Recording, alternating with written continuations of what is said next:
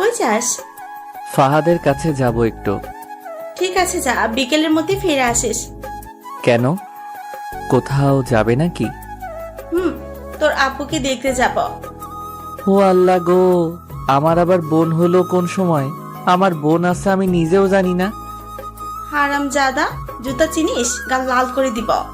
তোর আপু মানে তোর মামা তো বোনকে দেখতে যাওয়ার কথা বলতেছে, তোর মায়া আপুর কথা বলছে। ও, আগে বলবে তো, আমি কি না কি ভাবছি। তা তুমি মায়া আপুকে দেখতে এখন কানাডায় যাবে? তুই বেশি বুঝিস কেন? তোর মায়া আপু আজ কানাডা থেকে বাসায় আসতেছে পড়ালেখা শেষ করে, আর যাবে না, তাই দেখতে যাব তুই আর আমি। আচ্ছা, আমি কি কখনো মায়া আপুকে দেখছি? শুধু নামই শুনেছি। মায়া নামের একটা মেয়ে আমার মামার আছে, সে এখন কানাডায়। আবার তুই দেখছিস? তবে তোর মনে নেই অনেক বছর আগের কথা, ও ছোট থেকেই পড়ালেখার জন্য ওর মামার কাছেই গেছিল। ও আচ্ছা, তা তোমার ভাইয়ের মেয়ে দেখতে কেমন গো আম্মু? বলো, তোমার ভাইকে আমার সাথে বিয়ে দিবে নাকি? দাঁড়া হারামজাদা, আমাকে আর পাইকে দিলাম এক দৌড়ে বাড়ির বাইরে। তারপর বাইকটা নিয়ে বেরিয়ে পড়লাম ফাহাদের কাছে যাওয়ার জন্য।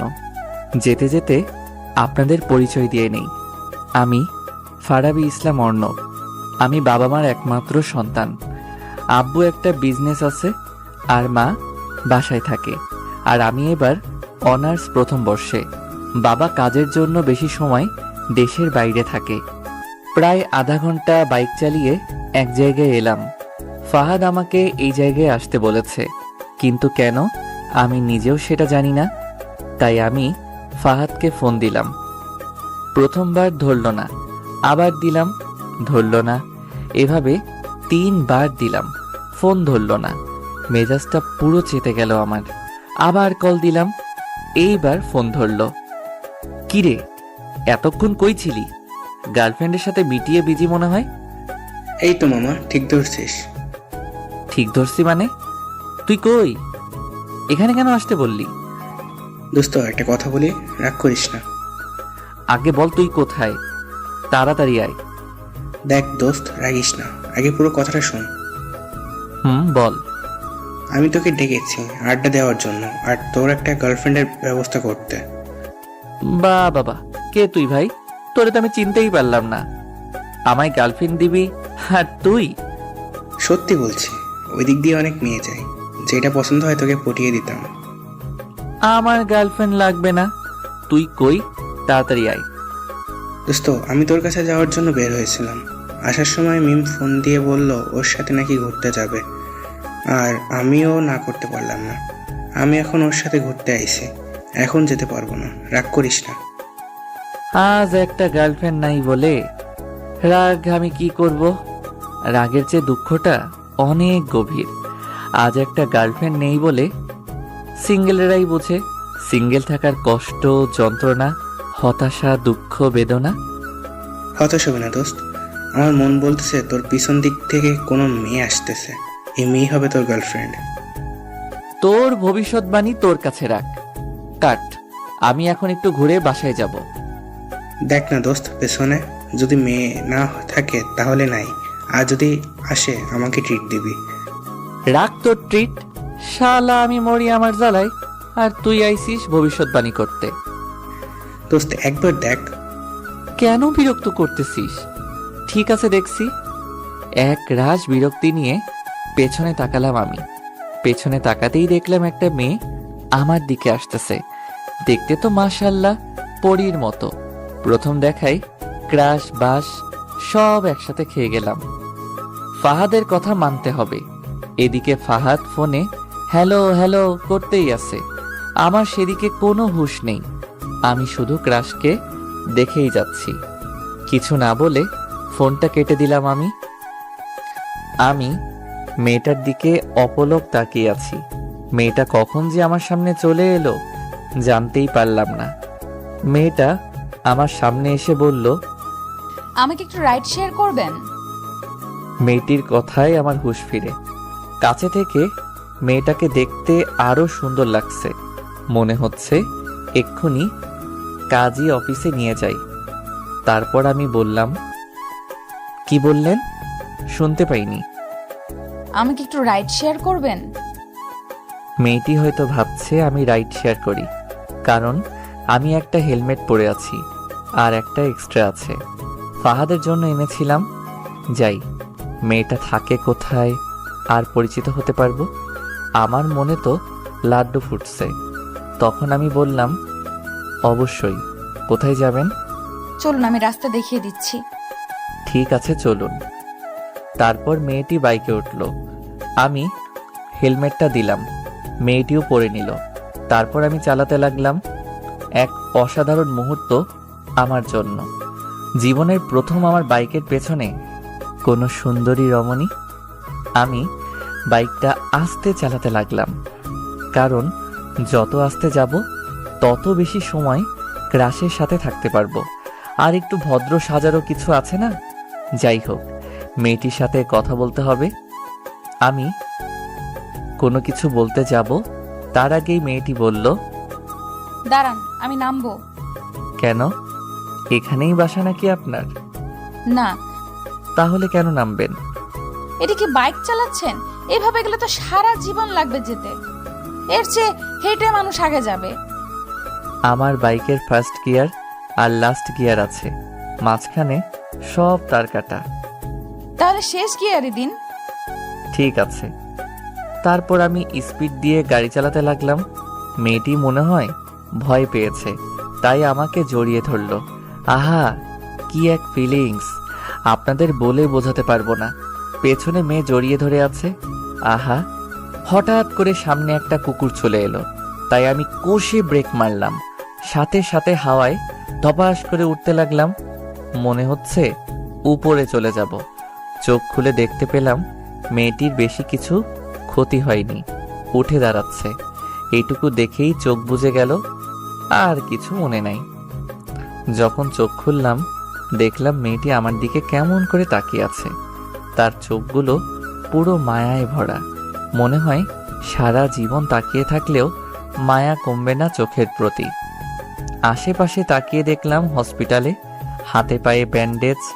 মেয়েটির দিকে তাকিয়ে দেখলাম কোনো ক্ষতি হয়নি, শুধু কপালে বাম সাইডে একটু ব্যান্ডেজ করা। দেখতে আরো অসম্ভব সুন্দর লাগছে। আমার জ্ঞান ফিরেছে, কোনো হুঁশ নেই মেয়েটির।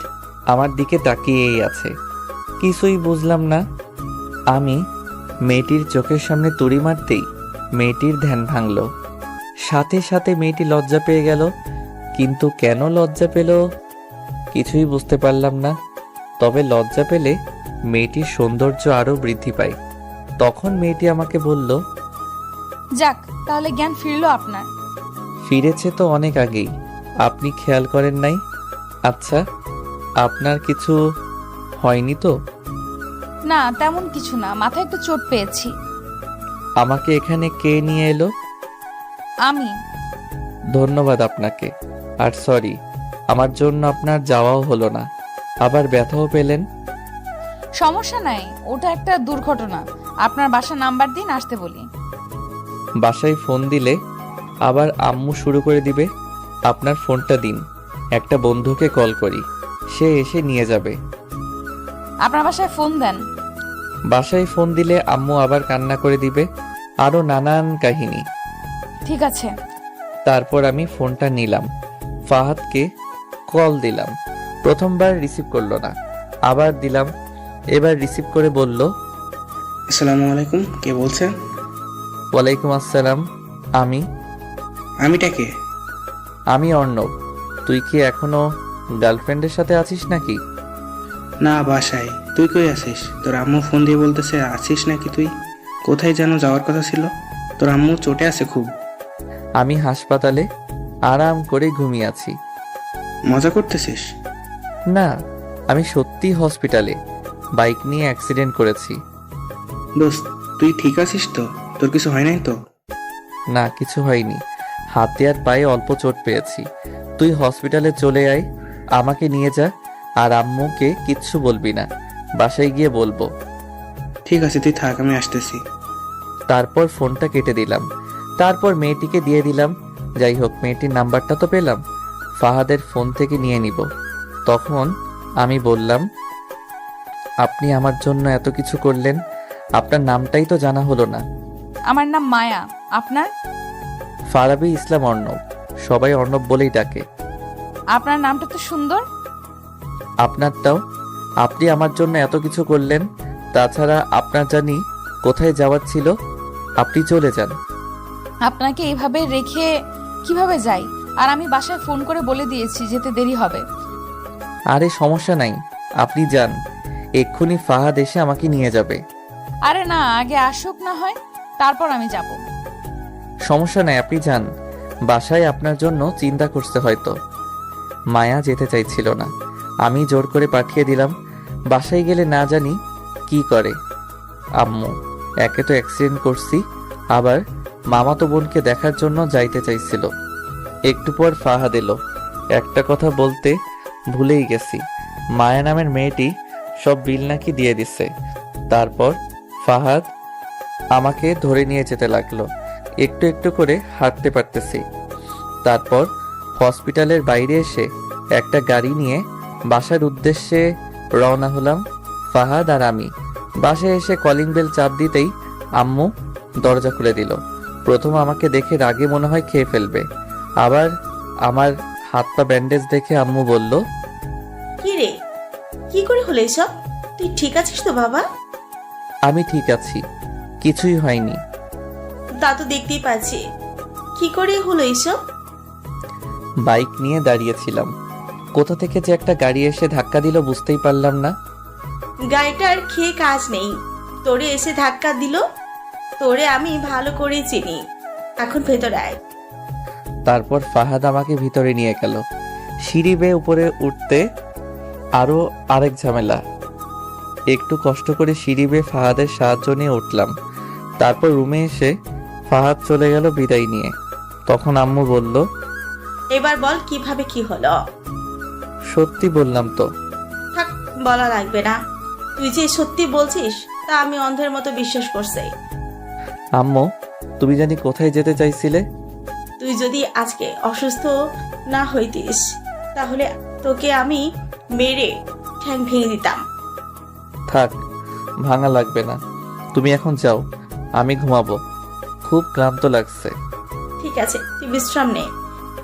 তারপর আম্মু চলে গেল, আমিও ক্লান্ত থাকায় ঘুমিয়ে পড়লাম। সন্ধ্যায় আম্মু ঘুম থেকে তুলে খাবার খাইয়ে দিয়ে চলে গেল।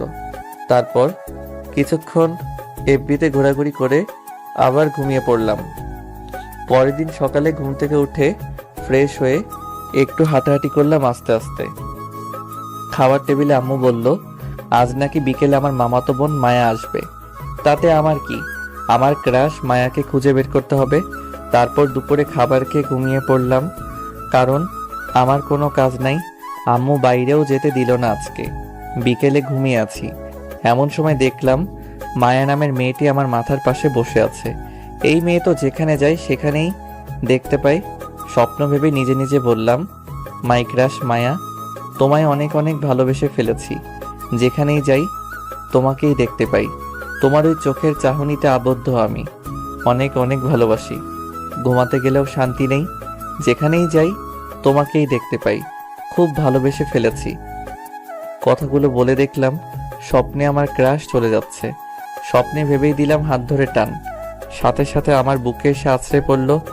আহা, স্বপ্ন হলেও অনুভূতি অন্যরকম। আমার ক্রাশ জোর করছে, আমি ছাড়ছি না। এমন সময় গালে ঠাস ঠাস করে দুইটা পাপ্পি পড়ে গেল। স্বপ্ন হলেও এত জোরে লাগে নাকি? গাল পুরো লাল হয়ে গেছে। লাফ মেরে বিছানা থেকে উঠে পড়লাম। দেখলাম আমার ক্রাশ মায়া দাঁড়িয়ে আছে। এটা কি সত্যি? তাই চোখগুলো ভালো করে ডলে নিলাম। তাকিয়ে দেখি সামনে মায়া দাঁড়িয়ে আছে। আমার বিশ্বাস হচ্ছে না। একটা চিমনি কাটলাম হাতে, আমার ব্যথা পেলাম। তার মানে সামনে সত্যি সত্যি মায়া। তাকে দেখে আমি বললাম, আপনি এখানে কি করছেন আর কোথা থেকে এলেন? এমন সময় আম্মু রুমে এলো। এসে মায়াকে দেখিয়ে বলল, এটাই হচ্ছে তোর মামাতো বোন মায়া। এটা বলে আম্মু মায়া আপুকে নিয়ে চলে গেল। তার মানে এই মায়াই আমার সেই মামাতো বোন মায়া আপু, আমার থেকে সিনিয়র। এতক্ষণ আমার পাশে মায়া আপুই ছিল। আমি সত্যি তাকে জড়িয়ে ধরেছিলাম, আরও অনেক কথা বলেছি। মায়া আপুকে জড়িয়ে ধরার কারণে আমাকে চড় মারল। আমার সব শেষ। আমি এখন মায়া আপুর সামনে যাব কিভাবে? তাকে জড়িয়ে ধরেছিল, স্বপ্ন ভেবে বাস্তবে হাতের শক্তি আছে বলতে হবে। গালটা এখনো ব্যথা করছে। মায়া আপু আমার মাথার পাশে বসে কি করছিল? আমার দিকে কেন গালে হাত দিয়ে তাকিয়েছিল? নানা প্রশ্ন আর অনুভূতি নিয়ে ওয়াশরুমে চলে গেলাম ফ্রেশ হতে। ফ্রেশ হয়ে বাইরে বের হয়ে দেখলাম মায়া আপু বিছানায় বসে পা দোলাচ্ছে। মায়া আপুর দিকে তাকাতেই লজ্জা লাগছে, তাই আমি বললাম, সরি আপু, ইচ্ছে করে কিছু করিনি, তখন স্বপ্ন ভেবে জড়িয়ে ধরেছিলাম। ঠিক আছে, আর যে কথাগুলো বলছিলি সেগুলো কি হলো বল? কথাগুলো কি সত্যি সত্যি আমাকে বলেছিলি? স্বপ্নে তোমাকে ভেবে ওই কথাগুলো বলেছিলাম। আমি তোর থেকে অনেক বড়, আর কোনো কথা নাই। একদিনে দেখেই ভালোবাসা হয়ে গেল? ভালোবাসা তো কোনো বয়স মানে না, আর ভালোবাসা কখনো বলে কয়ে আসে না, সেটাও যে কোনো সময় যেখানে সেখানে হয়ে যায়। আমিও তোমায় প্রথম দেখায় ভালোবেসে ফেলেছি। মায়া আপু কোনো কথা না বলে চলে গেল।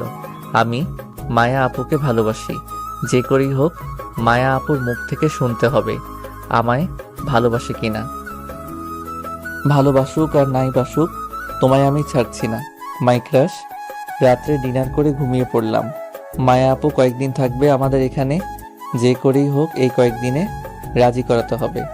সকালে ঘুম থেকে উঠে একটু হাঁটাহাঁটি করলাম। অনেক দিন হলো সকালে ঘুম থেকে উঠি না। সকালের পরিবেশটাই মুগ্ধকর, তাই একটু ছাদে গেলাম। ছাদে গিয়ে দেখলাম ক্রাশ মানে মায়া আপু দাঁড়িয়ে আছে। আমি মায়া আপুকে গিয়ে বললাম, আপু এত সকাল সকাল কি করছো এখানে? আমি সকালেই ঘুম থেকে উঠি। ও আমার উত্তরটা কি দিবে না? কিসের উত্তর? আমি যে তোমাকে ভালোবাসি। দেখ অর্ণব, তুই আমার থেকে ছোট, এটা সম্ভব না। আমি তোকে ভালোবাসতে পারবো না। তুমি চাইলেই সম্ভব, আর কেন আমাকে ভালোবাসতে পারবে না? এই কথা আর আমার সামনে বলবি না। এই বলে মায়া আপু চলে যাচ্ছিল। আমি পেছন থেকে হাতটা টেনে ধরলাম। ঠাস ঠাস করে দুইটা পড়ে গেল আমার গালে, তারপর চলে গেল। এই মেয়ে এত মারে কেন কথায় কথায়? গালটা লাল করে দিল। তারপর আমি কিছুক্ষণ ছাদে সময় কাটিয়ে চলে এলাম। তারপর নাস্তা করে বাইরে এলাম বন্ধুদের সাথে আড্ডা দিতে। আড্ডা দিতে দিতে প্রায় বিকেল হয়ে গেল, তাই বাসার উদ্দেশ্যে রওনা হলাম। আসার সময় কয়েকটা গোলাপ ফুল আর আইসক্রিম নিলাম মায়া আপুর জন্য। বাসায় এসে মায়া আপুর রুমে গেলাম, দেখলাম নাই। তারপর ছাদে গেলাম, দেখলাম দোলনায় বসে আছে। আমি ফুলগুলো এগিয়ে দিয়ে বললাম, এই নাও প্রিয়, এগুলো তোমার জন্য। লাগবে না আমার। নাও না। জোর করে ধরিয়ে দিলাম। সাথে সাথে মায়া আপু সেগুলো ফেলে দিল। আমার মনটা একটু খারাপ হয়ে গেল। তারপর আমি বললাম, কি হলো, এত কষ্ট করে আনলাম, ফেলে দিলে কেন? দরকার নেই আমার। এমন কেন করো? একটু ভালোভাবে তো কথা বলতে পারো। ভালোবাসি আমি তোমাকে, কেন বোঝো না? বললাম না আমি তোকে ভালোবাসি না। এসব বললে আমি কিন্তু বাসায় চলে যাব। তোমায় কোথাও যেতে দিচ্ছি না, এই মনের ঘরে তোমাকে বন্দি করে রেখে দিব। তুই কিন্তু বেশি বাড়াবাড়ি করছিস। থাপ্পড় দিয়ে গাল লাল করে দিব। বাড়াবাড়ির কিছুই করিনি, এখন করব। মানে কি করবি তুই? দাঁড়াও, দেখাচ্ছি। এই বলে আস্তে আস্তে মায়া আপুর দিকে এগোতে লাগলাম। আর মায়া আপু দোলনা থেকে উঠতে যাবে, এমন সময় মাথার পেছনে পাশে চুল ধরে চার ঠোঁট এক করে দিলাম। মায়া আপু ছাড়ানোর চেষ্টা করছে, আর আমি ছাড়ছি না। কি এক অনুভূতি! এই প্রথম কোনো নারীকে কিস করলাম আমি। শরীরে এক অজানা শিহরণ বয়ে যাচ্ছে। প্রায় 5 মিনিট পর ছেড়ে দিলাম, আর মায়া আপু দোলনায় ধপ করে বসে পড়ল। তারপর আমাকে চড় মারার জন্য হাত উঠালো।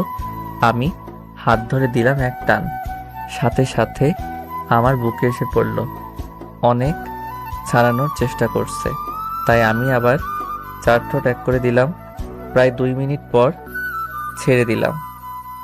ছেড়ে দিয়ে বললাম, তোমায় আমি অনেক ভালোবাসি প্রিয়, তোমাকেও আমাকে ভালোবাসতে হবে। তোমায় আমি ছাড়ছি না। এই বলে আমি ছাদ থেকে নিচে চলে এলাম। রুমে এসে ফ্রেশ হয়ে ঘুমানোর চেষ্টা করলাম, কিন্তু ঘুম আসছে না। একটু আগের সিনটা সামনে আসছে। এসব ভাবতে ভাবতে কখন যে ঘুমিয়ে গেলাম মনে নাই। যখন ঘুম ভাঙে তখন প্রায় সন্ধ্যা হয়ে আসছে, তাই উঠে একটু ছাদে গেলাম। ছাদে গিয়ে দেখি আবার মায়া আপু দাঁড়িয়ে আছে। তখন আমি বললাম, কি করছো জানেমান? তুই কি সত্যি আমাকে ভালোবাসিস? জীবনের থেকেও বেশি। তাহলে আমাকে প্রপোজ কর। সত্যি? তুমিও আমাকে ভালোবাসো? এখন প্রপোজ কর। তোমাকে অনেক অনেক ভালোবাসি। I love you. এভাবে হবে না, ভালো করে ফুল দিয়ে কর। তারপর আমি নিচে এলাম। আমার মনে মনে তো লাড্ডু ফুটছে, মায়া আপু আমাকে ভালোবাসবে, তাও আবার এত তাড়াতাড়ি। আমি বাগানে এসে একটা ফুল নিয়ে চলে গেলাম। মায়া আপুর কাছে গিয়ে ফুলটা এগিয়ে দিয়ে হাঁটু গেড়ে বসে বললাম, জীবনে কাউকে ভালোবাসিনি, তুমি আমার প্রথম ভালোবাসা, তুমি আমার প্রথম অনুভূতি। অন্য প্রেমিকদের মতো আমি প্রপোজ জানি না, তবে আমি তোমাকে চাই। আমার এলোমেলো জীবনে প্রথম প্রণয় তুমি মায়া, আমার জীবনের সুখ তারা তুমি মায়া, আমার জীবনের বাঁচা মরার জন্য পয়েন্ট তুমি মায়া। অবশেষে একটা কথাই বলতে চাই, ভালোবাসি, বড্ড ভালোবাসি তোমায়, অনেক অনেক ভালোবাসি। I love you. মায়া আপু ফুলটা নিল। আমি দাঁড়িয়ে তাকে শক্ত করে জড়িয়ে ধরলাম। মায়া আপু আমাকে জড়িয়ে ধরল। তারপর কিছু সময় ছাদে কাটিয়ে চলে এলাম আমি। রাত্রে ডিনারের সময় পায়ে সুরসুরি দিতে লাগলাম আমি মায়া আপু আমার দিকে রাগী দৃষ্টিতে তাকিয়ে আছে, তবু আমি সুরসুরি দিতে লাগলাম। এবার দিল জোরে একটা পাড়া, সাথে সাথে চিৎকার করে উঠলাম। আমার চিৎকার দেখে আম্মু বলল, কি হলো, চিৎকার দিলি কেন? কিছু না, টেবিলের ভেতর দিয়ে মনে হয় বিড়াল গেল, পায়ে লাগলো তো তাই ভয় পেয়ে চিৎকার দিলাম। যত সব, বিড়াল দেখে কেউ এভাবে চিৎকার দেয়? আমি দেই? তোর প্যাচাল বাদ দিয়ে খা এখন। মায়া আপুর দিকে তাকিয়ে দেখি মুচকি মুচকি হাসছে, মনে হচ্ছে দেই একটা। তারপর খাওয়া দাওয়া করে রুমে চলে এলাম। রাত্রে মায়া আপুকে কল দিলাম। নাম্বারটা আম্মুর ফোন থেকে নিয়েছি। ফোন রিসিভ করে মায়া আপু বলল, হ্যালো, কে? তোমার হবু বর। কানের নিচে এমন দিব না, তোর পাগলামি বের হয়ে যাবে। রাখ। রাগ করো কেন? আমি অর্ণব। ও, তুমি আগে বলবে তো, বলো কি বলবে। একটু ছাদে এসো না। না, এখন এত রাতে আমি যেতে পারবো না। আসো না প্লিজ, একটু থেকে চলে যেও। না, আমি এখন যেতে পারবো না। তুমি তো আমাকে ভালোই বাসো না, আমার কথা কেন শুনবে? যাও, তোমাকে আসতে হবে না। আমার বাবুটা রাগ করে। ঠিক আছে, যাচ্ছি। তারপর মায়া আপু ফোনটা কেটে দিল। আমি কথা বলতে বলতে ছাদে চলে এসেছি। 2-3 মিনিট পর মায়া আপু এলো। এসে আমাকে বলল, কি হলো, এত রাতে ছাদে আসতে বললে কেন? তুমি আর আমি চাঁদ দেখবো, তাই দোলনায় বসো তো। তারপর মায়া আপু দোলনায় বসলো। আমি তার কাঁধে মাথাটা দিলাম, দিয়ে বললাম, জানো, প্রথম যেদিন তোমায় দেখেছিলাম বুকের ভিতর কেমন জানি অনুভব হয়। তোমায় আমি এই কয়েকদিন অনেক ভালোবেসে ফেলেছি। তুমি আমার সিনিয়র, তবুও ভালোবাসা তো কোনো বয়স মানে না। তোমাকে অনেক অনেক ভালোবেসে ফেলেছি। তারপর কিছু সময় কাটিয়ে চলে এলাম আমরা। রুমে এসে দিলাম এক ঘুম। এভাবেই কেটে গেল কয়েকদিন। আমি মায়া আপুকে খুব ভালোবাসি, আর মায়া আপুও আমাকে খুব ভালোবাসে। আজকে মায়া আপু চলে যাবে, ভাবতেই খুব খারাপ লাগছে। তাকে ছাড়া আমার এক মুহূর্ত ভালো লাগবে না। তাই আমিও যাব মায়া আপুর সাথে তাদের বাসায়, কয়েকদিন থেকে আসব। আম্মুর থেকে পারমিশন নিয়ে নিয়েছি আগেই। 1 সপ্তাহ থাকবো মায়া আপুর সাথে। তারপর সকালের খাওয়া করে রুমে এলাম রেডি হতে। পরনে আমার ব্ল্যাক শার্ট, ব্ল্যাক জিন্স, শার্টের হাতা কোনোই পর্যন্ত ফোল্ড করা, চুলগুলো সুন্দর করে সাজানো, হাতে ব্র্যান্ডেড কালো ঘড়ি পরে তৈরি হলাম আমি। তারপরে বাইরে বের হয়ে ড্রয়িং রুমে আসলাম। মায়া আপু এখনো তৈরি হচ্ছে। জানি না মেয়েদের এত সময় লাগে কেন আটা ময়দা মাখতে। তারপর অপেক্ষা করতে লাগলাম। প্রায় আধা ঘন্টা হলো বসে আছি। অবস্থা আমার খারাপ বসে থাকতে থাকতে। অবশেষে যুদ্ধ জয় করে বেরিয়ে এলো মায়া আপু। তাকে দেখে 54,692 ভোল্টের ক্রাশ খেলাম। এই মেয়েটা ক্রাশ খাইয়ে খাইয়ে মেরে ফেলবে নাকি? পরনে তার নীল শাড়ি, হাতে বিভিন্ন কালারের চুড়ি, চোখে কাজল, ঠোঁটে হালকা লিপস্টিক, সব মিলিয়ে একটা নীল পরি। আবারও ঠাস করে ক্রাশ খেয়ে গেলাম। আমি মায়া আপুয়ের দিকে এক দৃষ্টিতে তাকিয়ে আছি। মায়া আপুয়ের দিকে তাকিয়ে আছি। এমন সময় কারো তুড়ির আওয়াজে ধ্যান ভাঙে আমার। সামনে তাকিয়ে দেখি মায়া আপু। যা বাবা, মায়া আপু কখন সামনে এলো বুঝতেই পেলাম না। তখন মায়া আপু বলল, কিরে এভাবে চেয়ে আছিস কেন? তোমাকে আজকে পরীর মতো লাগছে জান পাখি। আর হবু বরকে কেউ তুই বলে? মায়া আপু কিছু বলল না, কি যেন ভেবে আমার দিকে তাকিয়ে আম্মুর কাছে বিদায় নিতে চলে গেল। তারপর আম্মুর থেকে বিদায় নিয়ে দুইজনে বাড়ির বাইরে আসলাম। তারপর মায়া আপু বলল, কিরে কিভাবে যাবি? কেন বাইকে? সেদিনের মতো আবার ফেলায় দিবি না তো? সেদিন তো ওটা অ্যাক্সিডেন্ট মাত্র। আমি কি বাইক চালাতে জানি না নাকি যে তোমায় ফেলাই দিব? ঠিক আছে চল। তারপর মায়া আপু বাইকে বসলো, আমি বাইক চালাতে লাগলাম। আজ এক অন্য অনুভূতি। সেদিন ছিল অপরিচিতা, আর আজ সম্পর্কটা এক অন্যরকম রূপ। আহা, এক অন্যরকম অনুভূতি। প্রায় আধা ঘন্টা চালানোর পর একটা শপিং মলের সামনে এলাম। সেখানে এসে বাইক থামিয়ে দিলাম। তা দেখে মায়া আপু বলল, কিরে এখানে থামলি কেন? একটা জিনিস নেওয়ার আছে, তোমার যদি কিছু প্রয়োজন হয় নিতে পারো। আমার কিছু নেওয়ার নেই। তোর কি নেওয়ার আছে তাড়াতাড়ি নিয়ে আয়।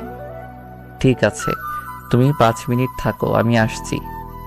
তারপর আমি শপিং মলে প্রবেশ করলাম। মায়া আপুকে আনিনি, কারণ তার জন্যই একটা ব্রেসলাইট নিব। কারণ 1 সপ্তাহ থাকার পরে আমাকে চলে আসতে হবে। এটা আমার স্মৃতি থেকে যাবে তার কাছে। তারপরে একটু খোঁজাখুঁজি করে একটা সুন্দর ব্রেসলাইট পেলাম। এটা মায়া আপুর হাতে অনেক মানাবে। তারপর সেটা নিয়ে চলে এলাম। তারপর আবার রওনা দিলাম তাকে নিয়ে। প্রায় আরো আধা ঘন্টা চালানোর পর আমরা এসে পৌঁছালাম। আমি গাড়ি থেকে নেমে মায়া আপু বাসার ভিতরে যাচ্ছি। তখন আমি বললাম, আপু দাঁড়াও, কেন? তোমার হাতটা একটু দাও তো। কেন? দাও না। তারপর মায়া আপু হাতটা এগিয়ে দিল। আমি পকেট থেকে ব্রেসলাইটটা বের করতে করতে বললাম, আমি তো 1 সপ্তাহ পরে আবার চলে যাব, তাই আমার স্মৃতি হিসেবে তোমার হাতে এটা পরিয়ে দিব। তারপর আমি ব্রেসলাইটটা বের করে পরিয়ে দিতে যাব, এমন সময় মায়া আপু বলল, তোকে একটা কথা বলি, আমি তোকে ভালোবাসি না, আর এটা আমার লাগবে না। মজা করো না তো। আমি মজা করছি না। তুই যখন ছাদে আমায় জোর করে কিস করিস তখন আমার খুব রাগ হয়েছিল, তাই তোর উপরে প্রতিশোধ নেওয়ার জন্য এমনটা করেছি। আমি কখনো তোকে ওই চোখে দেখিইনি। তুই আমাকে ভুলে যা, আমার থেকে ভালো মেয়ে পাবি তুই। এসব কথা শুনে আমি পুরো পাথর হয়ে গেছি। মাটি সরে গেছে আমার পায়ের নিচ থেকে। মায়া আপু আমাকে ভালোবাসেনি ভাবতে খুব কষ্ট হচ্ছে আমার। আমি যে তাকে খুব খুব ভালোবাসি। আমার চোখ পুরো ছলছল করছে, মনে হয় এক্ষুনি ঝড় নামবে। তখন আমি মায়া আপুকে বললাম, কেন এমনটা করলে আমার সাথে? চুপ। আমার সাথে এমনটা কেন করলে? খুব ভালোবাসি তোমায়। তুমি খুব সহজেই বললে ভুলে যেতে। ভুলে যেতে চাইলেই কি ভুলে যাওয়া সম্ভব? তোমাকে আমি জীবনে ওটা চাইতেও বেশি ভালোবাসি। তোমাকে কিভাবে ভুলবো আমি? প্রতিশোধ নেওয়ার ছিল, অন্যভাবে নিতে। কেন এমনটা অভিনয় করলে আমার সাথে? কি দোষ করেছিলাম আমি? তোমায় তো ভালোই বেসেছিলাম, এমনটা না করলেও পারতে। ভালো থেকো, আর তোমাকে ডিস্টার্ব করব না। এই বলে ব্রেসলাইটটা সেখানেই ছুঁড়ে ফেলে দিলাম। চোখ যেন আমার বাদ মানছে না। কথাগুলো বলতে বলতে কেঁদে দিয়েছি। তারপর চোখ মুছে বাইকে চড়ে স্টার্ট দিয়ে সেখান থেকে চলে এলাম। সেখান থেকে এসে একটা লেকের পাড়ে গেলাম। সেখানে গিয়ে বসলাম। আশেপাশে কোনো মানুষ নেই। নদীর পানি একে একে বয়ে যাচ্ছে। আমার চোখের পানিও বাদ মানছে না। আসার সময় কয়েক প্যাকেট সিগারেট কিনে নিয়ে এলাম। সেখানে বসে সিগারেট খেতে লাগলাম। একটা টান দিতেই প্রচুর পরিমাণে কাশি হতে লাগলো, চোখ জ্বলতে লাগলো, লাল হয়ে গেল। কষ্ট হচ্ছে খুব, কিন্তু এই সামান্য কষ্ট কিছুই না আমার বুকের ভিতরে হওয়া কষ্টের থেকে। সেখানে বসে সিগারেট খেতে লাগলাম আর আজকের দেওয়া মায়া আপুর আঘাতপ্রাপ্ত কথাগুলো ভাবতে লাগলাম। সেখানে বসে কাটিয়ে দিলাম অনেক সময় সিগারেট খেতে খেতে। প্রায় সন্ধ্যা হয়ে এলো, এখন বাসায় যেতে হবে। তাই সেখান থেকে উঠে বাইক নিয়ে বাসার দিকে আসতে লাগলাম। কিছুক্ষণের ভিতরে বাসায় চলে এলাম। কলিং বেল চাপ দিলাম, কেউ খুলল না। আবার দিলাম, এবার আম্মু দরজা খুলে দিল। আমায় দেখে আম্মু অবাক হয়ে তাকিয়ে আছে আমার দিকে। তারপর আম্মু বলল, কিরে, তোর মামা বাড়ি থাকার কথা, এত রাতে চলে এলি কেন? আর তোর চোখ মুখ এমন হয়েছে কেন? মুখ থেকে গন্ধ আসতেছে, কিছু খেয়েছিস নাকি? আমি কোনো কথা না বলে আম্মুকে পাশ কাটিয়ে ভিতরে চলে এলাম। আম্মু দরজা বন্ধ করে আমার পেছন পেছন আসতে লাগলো। আম্মু কিছু বলার আগেই রুমে ঢুকে ঠাস করে দরজা বন্ধ করে দিলাম। বাহির থেকে আম্মু দরজা খোলার জন্য বলতেছে। আমি তা কানে না নিয়ে বিছানায় শুয়ে শুয়ে কাঁদতে লাগলাম। বুকের ভিতরটা কষ্টে শেষ হয়ে যাচ্ছে আমার। মায়া আপু এভাবে অভিনয় করতে পারলো আমার সাথে? শুধু তো ভালোই বেসেছিলাম। ভাবতেই বুক ফেটে কান্না আসছে আমার। কখনো মায়া আপুকে ভুলতে পারতো কিনা জানি না। কাঁদতে কাঁদতে কখন যে ঘুমিয়ে গেছি মনে নাই। এদিকে আম্মু আমার অবস্থা দেখে চিন্তিত। আমি 1 সপ্তাহ থাকবো বলে গিয়েছিলাম, কিন্তু চলে এলাম কেন? তাই আম্মু মামিকে ফোন করলো। আচ্ছা আরশি, অর্ণবের সাথে কিছু হয়েছে? না, কেন, কি হয়েছে? অর্ণব বাসা থেকে গেল 1 সপ্তাহ থাকবে তোমাদের ওখানে বলে, কিন্তু ও তো রাতে এখন বাসা এলো আর চোখ মুখ ফুলে আছে, কান্না করেছে মনে হয়। কি বলে সব? কিন্তু অন্য তো আমাদের এখানে আসেনি। ও তো মায়ের সাথেই গেল তোদের সাথে ওখানেই থাকার জন্য। তাহলে এতক্ষণ কই ছিল? ও তো ভেতরেই আসেনি। আর মায়া তো একাই এসেছে বাসার ভেতরে, ও তো আসেনি। বাসায় এসে সোজা রুমে চলে গেল, কোনো কথা বলো না। এরকম তো কোনো সময়ও করে না ও। আমি মায়াকে বলে দেখি কিছু হয়েছে নাকি। ঠিক আছে, আমি দেখছি ওদিকে। ঠিক আছে। তারপর আম্মু ফোন কেটে দিয়ে চিন্তিত হয়ে রুমে চলে গেল, কারণ অনেক রাত হয়ে গেছে। এদিকে মামি মায়া আপুকে জিজ্ঞেস করার জন্য তার রুমে গেল। গিয়ে দেখলো মায়া আপু কি যেন চিন্তা করছে। তখন মামি মায়া আপুর পাশে গিয়ে বসলো। তখন মায়া আপু মামিকে বলল, কিছু বলবে আম্মু? অন্য বা তোর মধ্যে কিছু হয়েছে? না, কেন, কি হয়েছে? না, ও নাকি আমার বাসায় থাকার জন্য এসেছিল, কিন্তু না এসে চলে গেল কেন? আমাকে বলছিল কি জানি কাজ আছে। আমি বাসার ভেতরে ঢোকার জন্য বলছিলাম, কি জানি কাজ আছে বলে চলে গেছে। ও, অর্ণব এখন এত রাতে বাসায় ফিরলো? আর ওর আম্মু ফোন করে বলল কিছু হয়েছে নাকি? আর সারাদিন কই ছিল? আর মনে হয় অনেক কান্না করেছে। ও ঠিক আছে, তুই ঘুমা, অনেক রাত হয়েছে। তারপরে মামি চলে গেল। মায়া আপু কি জানি ভাবতে ভাবতে সেও ঘুমিয়ে পড়ল। এদিকে সকাল সকাল সূর্যের কড়া আলো জানালা দিয়ে প্রবেশ করছে। সূর্যের কড়া আলো আমার মুখে পড়তেই ঘুমটা ভেঙে যায় আমার। তাই আর শুয়ে না থেকে ঘুম থেকে উঠে পড়লাম। তারপর ফ্রেশ হয়ে নিচে এলাম। দেখলাম আম্মু সোফায় বসে কি জানি চিন্তা করছে। তখন আমি আম্মুর পাশে গিয়ে বসলাম আর বললাম, কি ভাবছো আম্মু? কিছু হয়েছে বাবা? কিছু হলে বল আমাকে। কাল কেন এত রাতে এলি? আর সারাদিন কোথায় ছিলি? একটা বন্ধুর বাসায় ছিলাম, একটা জরুরি কাজ ছিল তাই সেখানে গিয়েছিলাম। তুই না কাল তোর মামা বাড়ি গেলি 1 সপ্তাহ থাকবি বলি? ওর কাজটা একটু জরুরি ছিল, তাই মায়া আপুকে নামিয়ে দিয়ে চলে এসেছি। ঠিক আছে। আম্মু নাস্তা দাও, খুব খিদে পেয়েছে। ঠিক আছে, তুই বস, আমি নিয়ে আসছি। তারপর আম্মু রান্নাঘরে চলে গেল আর অর্ণব খাওয়ার টেবিলে বসলো। নাস্তা করতে করতে আম্মু বলল, তোকে একটা কথা বলা হয়নি, তোর আব্বু আজ সন্ধ্যার ফ্লাইটে আসবে, তোকে নিয়ে আসতে যেতে বলেছে। ঠিক আছে। তারপর নাস্তা করে বাইরে বের হলো। বাসায় থাকলে মায়ের কথা মনে পড়বে, তাই বাইরে বের হলো। তারপর ফাহাদকে কল দিল। দোস্ত কই তুই? মামার দোকানে আছি। কেন? তুই থাক, আমি যাচ্ছি। তারপর ফোনটা কেটে দিয়ে মামার দোকানে যেতে লাগলো। সেখানে গিয়ে দেখে ফাহাদ বসে বসে সিগারেট টানছে। অর্ণব ওর পাশে বসে ওর হাত থেকে সিগারেটটা নিয়ে টানতে লাগলো। আর ফাহাদ অর্ণবের দিকে অবাক হয়ে তাকিয়ে আছে। অর্ণব ওর তাকিয়ে থাকা দেখে বলল, কি রে, এইভাবে তাকিয়ে আছিস কেন? তুই কে বলতো? মজা করিস না তো এখন। আমি তো আমার চোখকে বিশ্বাস করতে পারছি না, যেখানে তুই আমাকে সিগারেট খেতে বারণ করতি, আর আজ সেখানে তুই সিগারেট খাচ্ছিস। খাচ্ছি, কষ্ট দূর করার জন্য খেতে হয়। তোর আবার কিসের কষ্ট? কিছু না, এমনি বললাম। আমি আগে থেকেই খেতাম, তুই জানতিস না? কি? আমি জানতাম না, মিথ্যা বলছিস না। আচ্ছা এসব বাদ দে, চল কয়দিনের জন্য কোথাও থেকে ঘুরে আসি। ঠিক আছে, কোন দিক যাবি?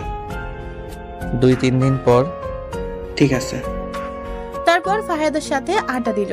আড্ডা দিতে দিতে দুপুর হয়ে গেল। তারপর ফাহাদের থেকে বিদায় নিয়ে চলে আসলো বাসায়। গোসল করে খাবার খেয়ে দিল এক ঘুম। বিকেলে ঘুম থেকে উঠে ছাদে গেল। ছাদে গিয়ে মনটা খারাপ হয়ে গেল, কারণ এমন সময় মায়া আপুর সাথে দুষ্টুমি করতো। মায়া আপুর কথা খুব মনে পড়ছে, তাই ছাদে না থেকে আবার রুমে চলে আসলো। রুমে এসে মায়ের কথা ভাবতে লাগলো। মায়ের কথা ভাবতেই চোখ ভিজে গেল। কতই না ভালোবাসতো তাকে, কি দোষ করেছিল, কেন তার সাথে এমনটা করলো। এসব ভাবতেই বুক ফেটে কান্না আসতেছে অর্ণবের। বিকেলে আর বাইরে বের হলো না। একটু পরে সন্ধ্যা হতে চললো। তারপর বেরিয়ে পড়লো এয়ারপোর্টের উদ্দেশ্যে। তারপর কিছুক্ষণ পর চলে আসলো এয়ারপোর্টে। একদম সঠিক সময়ে এসেছে। অর্ণবের আব্বু এসে পৌঁছালো মাত্র। তারপর অর্ণব তার আব্বুকে নিয়ে বাসায় আসতে লাগলো। আস্তে আস্তে আব্বু বলল, কেমন আছিস? কোনো রকম চলে যাচ্ছে। কেন, কিছু হয়েছে? টাকা লাগবে? না। তোর লেখাপড়া কেমন চলছে? ভালো, বর্তমানে কলেজ জব, তাই বাসাতেই থাকতে হয়। ঠিক আছে। তারপর আর কিছু কথা বলতে বলতে বাসায় চলে আসলো। আব্বু রুমে চলে গেল ফ্রেশ হতে। ক্লান্ত হয়তো খুব। অর্ণব রুমে চলে আসলো। আবার মায়ের কথা মনে পড়লো। যখন কোনো কথা ভাবে না, মস্তিষ্ক যখন কোনো কিছু ভাবে না, ফাঁকা হয়, ঠিক তখনই সব সময় মায়ের কথা মনে পড়ে। তার সাথে কাটানো দিনগুলোর কথা মনে পড়ে। রুমে বসে বসে এসব ভাবছিল। তখন অর্ণবের আম্মু এসে ডেকে নিয়ে গেল ডিনার করার জন্য। তারপর ডিনার করে রুমে আসলো। কিছু সময় এফবিতে ঘোরাঘুরি করে ফোনটা রেখে দিল। ঘুমানোর প্রস্তুতি নিচ্ছে, এমন সময় ফোনটা বেজে উঠল। তাকিয়ে দেখে আননোন নাম্বার, তাই প্রথমবার কেটে দিল, কিন্তু আবার ফোন করলো। এবার রিসিভ করে সালাম দিল, কিন্তু ফোনের ওপাশ থেকে কিছুই বলল না। হ্যালো হ্যালো করলো, কিন্তু কিছুই বলল না। তাই বিরক্ত হয়ে ফোনটা কেটে দিল। আবার ফোন দিল। এবার রিসিভ করে কিছু বলতে যাবে, তার আগেই ফোনের ওপাশ থেকে কারো কান্নার আওয়াজ আসছে। কেউ ফুপিয়ে ফুপিয়ে কাঁদছে। তাই অর্ণব বলল, কি হলো, কথা বলুন। কে আপনি? এভাবে বিরক্ত করতেছেন কেন? কি হলো, কথা বলবেন না কেটে দিব? মায়া নামটা শুনেই বুকটা কেমন করে উঠল। আমাকে এত কষ্ট দিয়েও স্বাদ মেটেনি, তাই আমি বললাম, আপনি কেন ফোন দিয়েছেন আমায়? আপনি কে বলছিস কেন? তুই না আমাকে ভালোবাসিস? ভালোবাসি? হাসালেন মিসেস মায়া। আমি যাকে ভালোবাসতাম সে আমার কাছে মরে গেছে। এমনটা বলো না প্লিজ। আমি তোমায় খুব ভালোবেসে ফেলেছি। আমি তোমার শূন্যতা আমাকে বুঝিয়ে দিয়েছে আমি তোমাকে কত ভালোবেসে ফেলেছি। তোমার সাথে সেই সময় কাটানো দুষ্টুমিটাকে ভালোবেসে ফেলেছি আমি। প্লিজ, খুব ভালোবাসি তোমায়। তাই এতদিন আপনার সেই ভালোবাসা কোথায় ছিল? যখন আমি আপনাকে পাগলের মতো ভালোবাসতাম, তখন আপনি কি করলেন? আমার সাথে ভালোবাসার অভিনয় করলেন। বাহ বাহ, বলতেই হবে আপনি একজন বড় মাপের অভিনেতা। প্লিজ এভাবে বলো না, বিশ্বাস করো খুব ভালোবাসি তোমায়। ভালোবাসার কথা আপনার মুখে মানায় না। এত কষ্ট দিয়েও কি মন ভরেনি? আরও কষ্ট দেওয়ার জন্য এসেছেন এখনো? আপনি চাইছেন আমি কষ্ট পাই? সত্যি আমি অনেক কষ্ট পেয়েছি। বুকটা ভিতরে ছারখার হয়ে গেছে আমার। আর কি চান আপনি? এটা সত্যি যে আমি তোমার সাথে অভিনয় করেছি, কিন্তু বিশ্বাস করো অভিনয় করতে করতে কখন যে তোমায় ভালোবেসে ফেলেছি আমিও জানি না। প্লিজ এই বিষয়ে কোনো কথা বলতে চাই না আমি। ভালো থাকবেন। এই বলেই অর্ণব ফোনটা কেটে দিল। আবার কল দিল। এবার ফোনটা কেটে সিমটা বের করে রেখে দিল। অন্য একটা সিম ফোনে সেট করলো। তারপর ফোনটা রেখে বিছানায় ধপাস করে শুয়ে পড়লো। একটা দীর্ঘশ্বাস ছাড়লো আর ফোনে বলা মায়ের কথাগুলো ভাবতে লাগলো। ভালোবাসে, ভালোই যদি বাসতো তাহলে কেন সেদিন এমন করলো?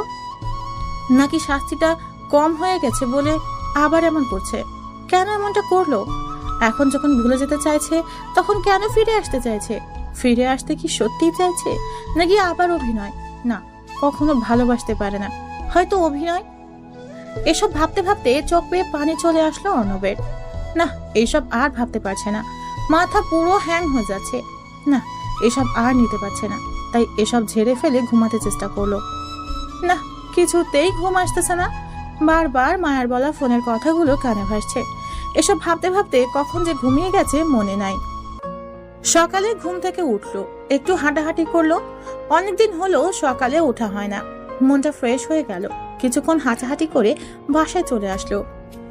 বাসায় এসে নাস্তা করে বেরিয়ে পড়লো, কারণ বাসায় অবসর সময় থাকলে মায়ের কথা মনে পড়বে। তাই বাসা থেকে বাইরে আসলো। তারপর ফাহাদকে ডেকে নিল ফোন করে। তারপর ফাহাদ আসলো, ওর সাথে আটা দিতে রাখলো। আটা দিতে দিতে ফাহাদ বলল, আচ্ছা দোস্ত, একটা কথা বল। কি? সেদিন যখন তোকে পেছনে তাকাতে বললাম তুই তাকাইলি, তারপর তোকে ফোনে কতবার হ্যালো হ্যালো করলাম, কিছু না বলে কেটে দিলি কেন? কোনো গার্লফ্রেন্ড পেয়েছিস নাকি সত্যি সত্যি? চুপ। কি হলো বল, নাকি ট্রিট দেওয়ার ভয়ে লুকিয়ে যাচ্ছিস? শুনবি? বল। তারপর অর্ণব ফাহাদকে সব বললো একে একে। সেদিন মায়াকে দেখা থেকে শুরু করে আজ সন্ধ্যায় ফোনের কথা থেকে শুরু করে মাঝখানে যা কিছু ঘটেছে সবকিছু বলে একটা জোরে নিঃশ্বাস নিল। আর কিছু বলল না। আর কিছু বলে হয়তো চোখ ধেয়ে আসতো, তাই আর কিছু বলল না। সবকিছু বলে মন খারাপ করে ফাহাদের পাশে বসে রইল। তখন ফাহাদ বলল, মন খারাপ করিস না, সব ঠিক হয়ে যাবে। খুব ভালোবাসতাম রে। আচ্ছা, কাল রাতে তো ফোন করে বলেছে যে তোকে ভালোবাসে, আর ও কান্না করছে। মনে হয় এবার তোকে সত্যি সত্যি ভালোবাসে। মনে হয় শাস্তি কম হয়ে গেছে, তাই আবার এসব অভিনয় করতেছে। আমার তো মনে হয় না। তোর কথা শুনে বুঝতে পারছি এবার তোকে সত্যি সত্যিই ভালোবাসে। ছাড় এসব। ভালোবাসার হলে অভিনয় করতো না। আর যাই হোক, আমায় ভালোবাসতে পারে না। ফাহাদের সাথে কথা বলছিল এমন সময় ফোনটা বেজে উঠলো। তাকিয়ে দেখে আম্মু। ফোনটা রিসিভ করে বলল, আম্মু বলো। তুই কোথায়? বাসায় আয়। কেন, কিছু হয়েছে নাকি? না, কিছু হয়নি, তুই বাসায় আয়। ঠিক আছে, যাচ্ছি। তারপর ফাহাদের থেকে বিদায় নিয়ে বাসায় আসতে লাগলো। বাসায় এসে কলিং বেল চাপ দিতেই দরজা খুলে গেল। মনে হয় ওর জন্যই অপেক্ষা করতেছিল। দরজার দিকে তাকিয়ে যা দেখলো তা কোনোদিনও আশা করেনি অর্ণব। দরজার দিকে তাকিয়ে দেখে মায়া। মায়া কোনো কিছু বলবে তার আগেই কিছু বলার সুযোগ না দিয়ে অর্ণব পাশ কাটিয়ে ভিতরে চলে গেল। অর্ণব দেখলো মায়া ড্রয়িং রুমে তার আম্মুর সাথে বসে আছে। তাই আম্মুকে বলল, আম্মু কেন আসতে বললে আমায়? মায়া আসছে, তাই তোকে ডাকলাম। ওর বোরিং লাগবে, তাই তোর সাথে সময় কাটাতেই তোকে ডাকলাম। অর্ণব কিছু না বলে রুমে চলে গেল। পেছনে পেছনে মায়া রুমে গেল। তাকে দেখে রাগ অভিমান সব হচ্ছে অর্ণবের, কিন্তু কিছু করতে পারছে না। তাই বিরক্ত হয়ে বলল, কিছু কি বলবেন আপু? কি বললি? কানে কি শুনতে পান না নাকি? বললাম আপনার কিছু বলার থাকলে বলেন আপু, না হলে আমি এখন ঘুমাবো। কি বললি? আমি তোর আপু হই? আপু হয়তো কি, আপনি আমার মামাতো আদরের সিনিয়র বোন। তো আপু হয়তো কি বলবো? এভাবে কথা বলছিস কেন? তো কিভাবে কথা বলবো? ভালোবেসেও তো কথা বলতে পারিস। আমি এর চেয়ে বেশি ভালো করে কথা বলতে পারি না। আর ভালোবাসার কথা বলছেন, সেটা কবেই উঠে গেছে আমার জীবন থেকে। আমি আবার ঠিক করে দিব আমার ভালোবাসা দিয়ে। আপনার ভালোবাসা? হাসালেন তো মিসেস মায়া, আপনি তো অভিনয় সেরা। সত্যি অসাধারণ আপনার অভিনয়। আপনাকে তো পুরস্কার দেওয়া উচিত। এইভাবে বলো না, আমার খুব কষ্ট হয়। আপনার তো কষ্ট হওয়ার কথা না, আপনার তো আনন্দ হওয়ার কথা। হাজার হোক, প্রতিশোধ নিতে পেরেছেন, তা আবার কি মনে করে আসলেন? প্রতিশোধ কি কম হয়ে গেছে নাকি? প্লিজ এইভাবে বলো না, বিশ্বাস করো আমি তোমাকে অনেক ভালোবাসি। তুমি এমন ভাবে বলো না, খুব কষ্ট হয় আমার। তা এতদিন এই আপনার ভালোবাসা কোথায় ছিল? তখন কি ঘুমিয়েছিল নাকি? এখন জেগে উঠেছে ভালোভাবে শাস্তি দেওয়ার জন্য? বিশ্বাস করো, তোমার সেই দুষ্টুমি আর ভালোবাসার অভিনয় করতে করতে ভালোবেসে ফেলেছি, আমি নিজেও জানি না। খুব ভালোবেসে ফেলেছি। আর একটা সুযোগ দাও আমাকে। আমি আর দ্বিতীয়বার কোনো বেঈমানকে সুযোগ দিতে পারবো না। আপনার প্রতি যতটা ভালোবেসেছিলাম আমি, ঠিক ততটাই ঘৃণা করি আমি আপনাকে। সব ঘৃণা দূর করে দিব আমার ভালোবাসা দিয়ে। খুব ভালোবাসি তোমায়। এসব কথা আর আমি শুনতে চাই না। রুম থেকে বেরিয়ে যান বলছি। আমার কথাটা তো বেরিয়ে যান বলছি, কখনো আমার রুমে যেন না দেখি। মায়া কিছু না বলে রুম থেকে চলে গেল। কি বলবে, হয়তো বা আর কিছুই বলার ছিল না। তারপর অর্ণব ধপাস করে বিছানায় পড়ে গেল। কেন ওর সাথে সবসময় এমনটা হয়? অভিনয় তো করলো, তাহলে আবার কেন ফিরে আসলো? আবার কি চায়? নাকি সত্যিই ভালোবাসে? এরকম হাজারো চিন্তা মাথায় নিয়ে ঘুমিয়ে পড়লো। সন্ধ্যায় ঘুম ভাঙলো আম্মুটাকে। তারপর ফ্রেশ হয়ে ডিনার করতে আসলো। আব্বু, আম্মু আর মায়া বসে আছে। অর্ণব গিয়ে তাদের সাথে যোগ দিল।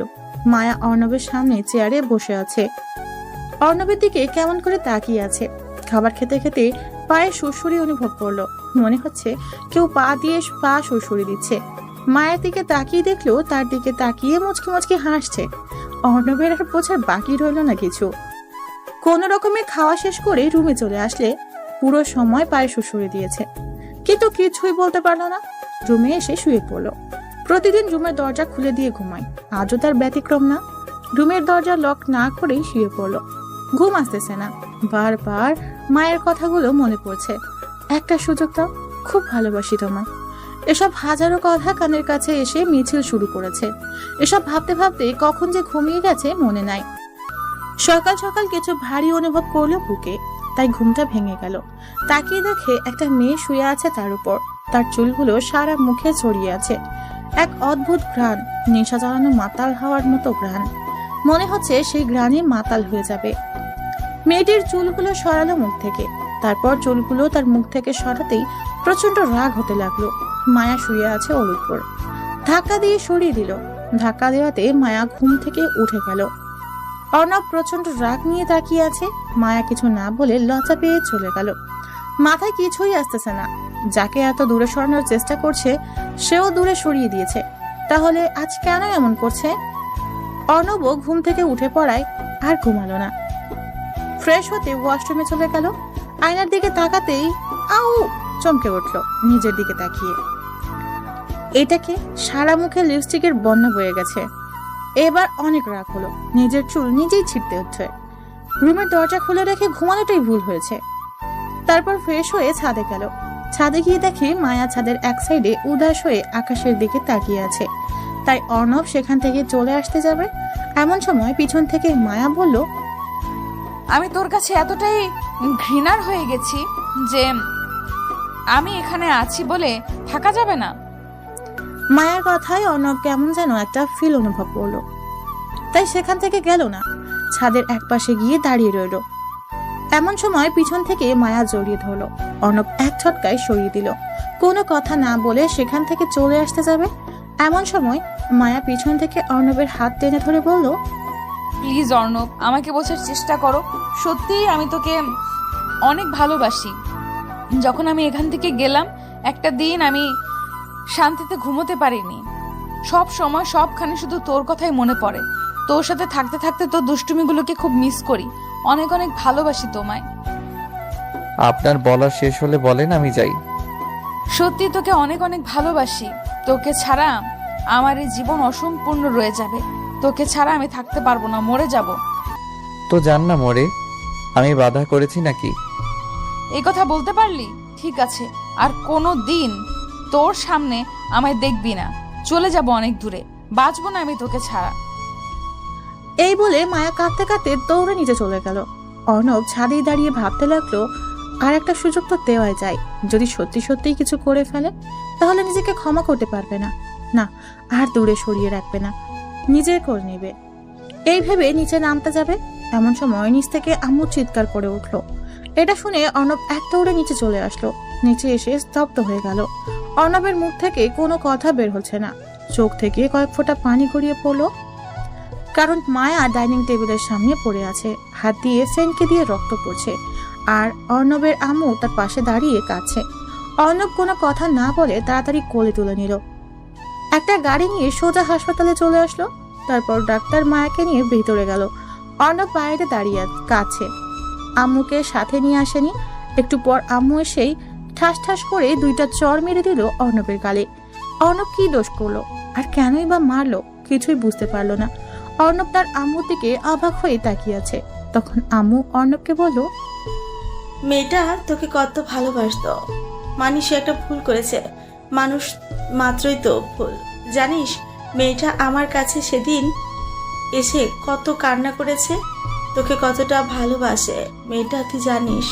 আমি তখন তাকে বললাম আগে ওর অভিমান ভাঙা, বাকিটা আমরা দেখছি। জানিস সেদিন মেয়েটা আমার কাছে কত কান্নাকাটি করেছে।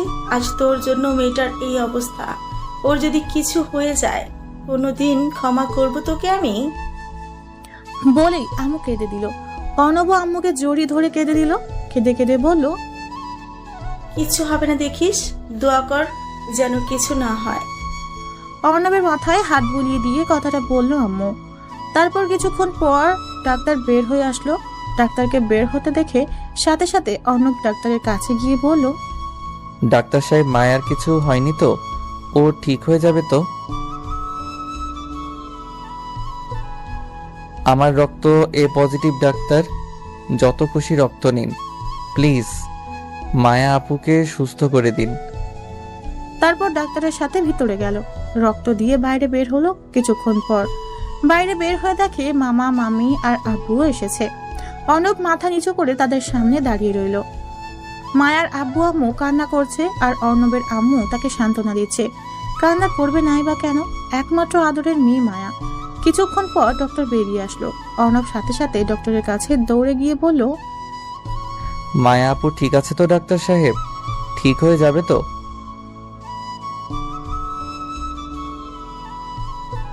অর্ণব ডক্টরের কথা শুনে একটা দীর্ঘশ্বাস ফেলল। প্রাণ ফিরে এলো এতক্ষণে। তারপর কিছুক্ষণ পর মায়াকে বেডে শিফট করা হলো। সবাই গেল দেখতে, অর্ণব গেল না। কিছুক্ষণ পর সবাই বেরিয়ে আসলো। তারপর অর্ণব ভিতরে গেল। মায়া অর্ণবের দিকে তাকিয়ে আছে, চোখ থেকে পানি পড়ছে তার। কাছে গিয়েই ঠাস ঠাস করে দুইটা চড় মেরে দিল অর্ণব। মায়া তার দিকে অবাক হয়ে তাকিয়ে আছে, চোখ থেকে অঝোর ধারায় বৃষ্টি নামছে। এই অবস্থায় মায়াকে দেখতে কলিজা ছিঁড়ে যাচ্ছে অর্ণবের। সাথে সাথে অর্ণব মায়াকে বুকে জড়িয়ে নিল। মায়া অর্ণবের বুকেই কাঁদতে কাঁদতে বলল, মারতেই তো পারিস, আর তো কিছু পারিস না, আর তো কিছু বুঝিস না। মারবো না? তুমি কি বাচ্চা নাকি? আমি রাগের মাথায় ওসব বলেছি, তাই বলে তুমি, তোমার যদি কিছু হয়ে যেত কি নিয়ে বাঁচতাম আমি? তুই তো এটাই চেয়েছিলি, তাই এমন করেছি। আবার মার খাবে বলে দিলাম। আমি তো এসব এমনি এমনি অভিমান করে বলেছিলাম, তাই বলে তুমি এসব করবে? তখন অনেক কষ্ট হয়েছিল আমার, তাই এমন করেছি। তোমার কষ্টটাই দেখলে, আমারটা দেখলে না। সেই সময় কত কষ্ট হয়েছিল আমার। আজ যদি তোমার কিছু হয়ে যেত তাহলে কি নিয়ে বাঁচতাম আমি? অনেক অনেক বেশি ভালোবাসি তোমায়। ভালোবাসতে হবে না তোকে, যা। এই বলে মায়া অভিমান করে অর্ণবকে দূরে সরিয়ে দিল। অর্ণবও মায়ের দিকে মুখ নিয়ে যেতে যেতে বলল, আমি তো আমার ভালোবাসা আদায় করে নিব। মানে? আর তুই এই দিকে মুখ নিয়ে? আর কিছু বলতে দিল না, চার ঠোঁট এক করে দিল। প্রথমে মায়া ছাড়ানোর চেষ্টা করলেও ছাড়ালো না, রেসপন্স দিতে লাগলো। পাক্কা 5 মিনিট পর ছেড়ে দিল। তখন মায়া লজ্জা পেয়ে অর্ণবের বুকে মুখ লুকালো। হাসপাতালে কিছুক্ষণ থাকার পর মায়াকে বাসায় নিয়ে আসলো। খুব ক্লান্ত থাকায় মায়া বাসায় এসে ঘুমিয়ে পড়ল। প্রায় সন্ধ্যার সময় ঘুম ভাঙলো। ফ্রেশ হয়ে নিচে এসে দেখে মামা মামি আর আব্বু আম্মু খাবার টেবিলে বসে কি যেন কথা বলতেছে। মায়াকে দেখছে না। নিচে নামার পর আম্মু বলল মায়াকে ডেকে নিয়ে আসতে, তাই আবার উপরে গেল মায়ের রুমের সামনে। রুমের সামনে এসে দেখে মায়া চুল আঁচড়াচ্ছে ড্রেসিং টেবিলের সামনে। পিছন থেকে গিয়ে জড়িয়ে ধরল। এভাবে হুট করে জড়িয়ে ধরাতে চমকে গেলেও পরক্ষণেই অর্ণবকে দেখে একটা শ্বাস ফেললো। তখন মায়া বলল, করছিস কি? ছাড় বলছি, কেউ এসে যাবে। আসুক, তাতে কি? আমি তো আমার হবু বউকে ধরেছি, আর তো অন্য কাউকে ধরিনি। অন্য কাউকে ধরার ইচ্ছা আছে নাকি? অন্য কাউকে কেন ধরবো? তোমার মতো কিউট পরীর মতো একটা হবু বউ থাকতে। থাক, আর পাম দিতে হবে না, চল নিচে চল। আগে একটা ইয়ে দাও। কি? কেন তুমি বুঝো না? ইয়ে দাও তো একটা। আমি এখন দিতে পারবো না। না দিলে নিচে যাব না। না গেলে নাই, আমার কি? তুই থাক, আমি গেলাম। এই বলে সত্যি সত্যি মায়া চলে গেল। কি মেয়ে রে বাবা, সত্যি চলে গেল। অর্ণব আর উপরে না থেকে নিচে নামলো। তারপর সবাই একসাথে ডিনার করতে লাগলো। ডিনার করতে করতে আপু বলল, অর্ণব, আমরা চাচ্ছি তোর আর মায়ার বিয়েটা দিতে, তুই কি বলিস? এখন না, একটু পরে। পড়ালেখাটা আগে শেষ করি। এমন সময় দেখলো মায়া অর্ণবের দিকে রাগী দৃষ্টিতে তাকিয়ে আছে। মনে হচ্ছে লবণ মরিচ ছাড়াই খেয়ে ফেলবে। চোখ দিয়ে ইশারা দিয়ে হ্যাঁ বলতে বলছে। তখন আব্বু বলল, লেখাপড়ার সাথে বিয়ের কি সম্পর্ক?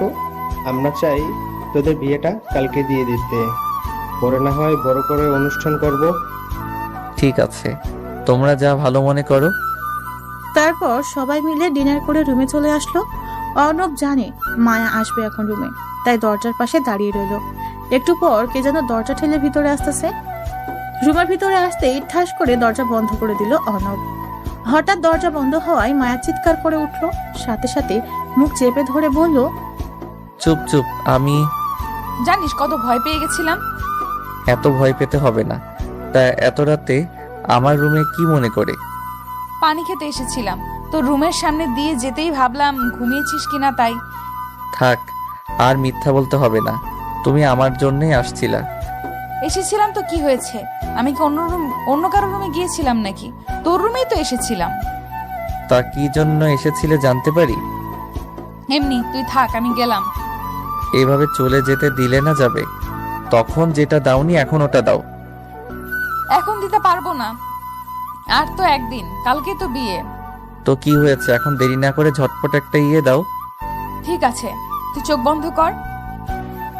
চোখ বন্ধ করতে হবে কেন? আমার লজ্জা লাগে। ওরে আমার লজ্জাবতী হবু বউরে, সেদিন যে ঘুমের মধ্যে কিস করছিলে তখন লজ্জা কি শরবত করে গুলে খেয়েছিলে?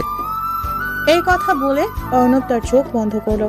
প্রায় 2 মিনিট হলো কিছু সারা শব্দ পেল না। পালিয়ে গেল না তো আবার? চোখ খুলে দেখে সত্যিই পালিয়ে গেছে। যা সালা, এবারেও বোকা বানিয়ে পালিয়ে গেল। মনে এক পালতি কষ্ট নিয়ে ঘুমিয়ে পড়ল। পরের দিন সব নিয়ম কানুন মেনে অর্ণব আর মায়ার বিয়েটা হয়ে গেল। বিয়েটা অর্ণবদের বাড়ি থেকেই হয়েছে। রাত 12টা বর্তমানে। বাসর ঘরের সামনে তাকিয়ে আছে অর্ণব। ভিতরে যাওয়ার সাহস পাচ্ছে না। বুকে 53,882 গ্রাম আর মনে 73,829 গ্রাম সাহস নিয়ে ভিতরে ঢুকলো। ঢুকে দরজাটা লক করে দিল। অর্ণবের রুমে ঢোকার শব্দ পেয়ে মায়া বিছানা থেকে নেমে এসে সালাম করলো। অর্ণব মাথায় হাত দিয়ে বলল, বেঁচে থাকো মা। কি বললি? আমি দাঁড়া, তোর হচ্ছে আজকে। সরি আপু, থুকু বউ। হুম, তুমি থাকো, আমার খুব ঘুম পেয়েছে। আমি ঘুমাবো, ডিস্টার্ব করো না। এই বলে অর্ণব বিছানায় গিয়ে শুয়ে পড়ল। মায়া অর্ণবের উপরে বসে পড়ল। কি হলো, এভাবে উপরে বসে আছো কেন? ডিস্টার্ব করো না, আমি ঘুমাবো। কোনো ঘুমানো চলবে না আজকে। এতদিন তো সুযোগের অপেক্ষায় ছিলি, এখন পেয়েও ছেড়ে দিচ্ছিস নাকি ভালো সাজার অভিনয় করছিস? আমি ভালো, এটা পৃথিবীর সবাই জানে। না বিশ্বাস করলে পাঠক পাঠিকাদের জিজ্ঞেস করে দেখতে পারো। তোকে চেনাই আছে আমার, লুচ্চা। কি? আমি লুচ্চা? ঠিক আছে, আমি লুচ্চা। লুচ্চামির কি দেখছো? এখন দেখবে আমি কত লুচ্চা। তারপর অর্ণব মায়াকে নিচে ফেলে দিয়ে তার উপরে উঠে পড়ল।